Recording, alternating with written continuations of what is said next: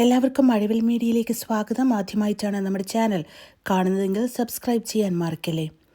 ഒരു വ്യക്തി ദ്വയാർത്ഥ പ്രയോഗങ്ങളിലൂടെ മനഃപൂർവ്വം തുടർച്ചയായി പിന്നാലെ നടന്ന് അപമാനിക്കാൻ ശ്രമിക്കുമ്പോഴും പ്രതികരിക്കാത്തത് അത്തരം സ്റ്റേറ്റ്മെൻറ്റ്സ് ആസ്വദിക്കുന്നത് കൊണ്ടാണോ അതോ പറയുന്നതെല്ലാം അംഗീകരിക്കുന്നത് കൊണ്ടാണോ എന്ന് അടുപ്പമുള്ളവർ ചോദിക്കുന്നു.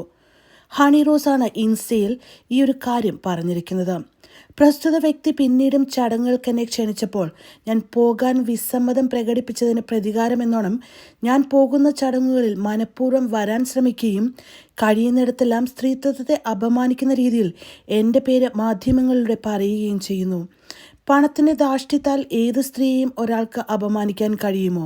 അതിനെ എതിർക്കാൻ ഇന്ത്യയിലെ നിയമ സംവിധാനം ഒരു സംരക്ഷണവും നൽകുന്നില്ലേ എന്ന് ചോദിച്ചാൽ, ഇയാളുടെ പ്രവൃത്തികളിൽ ഇന്ത്യൻ ശിക്ഷാ നിയമത്തിൽ സ്ത്രീകൾക്കെതിരെ ലൈംഗിക ദ്യോതകമായ ഉദ്ദേശത്തോടെ സംസാരിക്കുകയും അതേ ഉദ്ദേശത്തോടെ പിന്തുടരുകയും ചെയ്യുന്നു എന്ന കുറ്റകൃത്യങ്ങൾ പ്രഥമ ദൃഷ്ട്യാ നിലനിൽക്കുന്നതാണ് എന്നാണ് അറിയാൻ സാധിച്ചത്.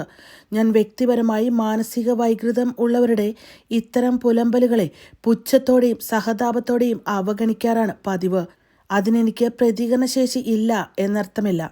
ഒരാളുടെ വ്യക്തി സ്വാതന്ത്ര്യത്തിൻ്റെ വ്യാഖ്യാനത്തിൽ മറ്റൊരാളുടെ വ്യക്തി സ്വാതന്ത്ര്യത്തെ അപമാനിക്കാനുള്ള സ്വാതന്ത്ര്യം ഇല്ല. ഇങ്ങനെയാണ് ഹണി തൻ്റെ ഇൻസ്റ്റാഗ്രാമിൽ കുറിച്ചിരിക്കുന്നത്.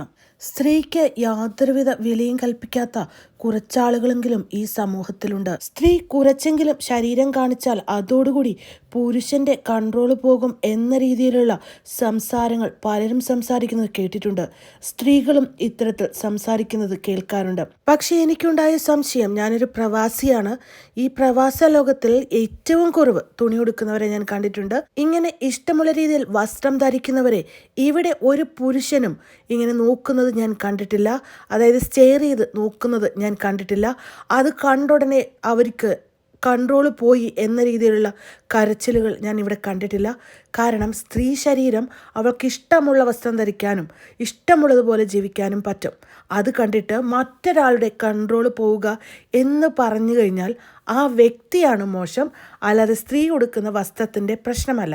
കാരണം ഈ ഒരു പ്രവാസ ലോകത്ത് ഇവിടെ ഒരു പുരുഷനും ഒരു സ്ത്രീയും കുറച്ച് വസ്ത്രം ധരിക്കുന്നത് വെച്ചിട്ട് കൺട്രോൾ പോവുകയോ പ്രശ്നമുണ്ടാക്കുകയോ അല്ലെങ്കിൽ അവരെ അപമാനിക്കുകയോ അവർക്കെതിരെ മോശമായ രീതിയിലുള്ള കമൻറ്റുകൾ പാസ്സാക്കുകയോ ചെയ്യുന്നത് ഞാൻ കണ്ടിട്ടില്ല. അങ്ങനെയാണെങ്കിൽ ഞാൻ മനസ്സിലാക്കിയെടുത്തോളം ഏതെങ്കിലും പുരുഷൻ്റെ കൺട്രോൾ ഒരു സ്ത്രീയുടെ വസ്ത്രം കുറച്ച് കുറഞ്ഞതിൻ്റെ ഭാഗമായിട്ട് പോകുന്നുണ്ടെങ്കിൽ അത് സ്ത്രീയുടെ തെറ്റല്ല, നിങ്ങളുടെ വികലമായ മനസ്സിൻ്റെ പ്രശ്നമാണ്. അതുകൊണ്ട് അത്തരത്തിൽ ഏതെങ്കിലും പുരുഷന്മാർക്ക് തൻ്റെ ചിന്താഗതി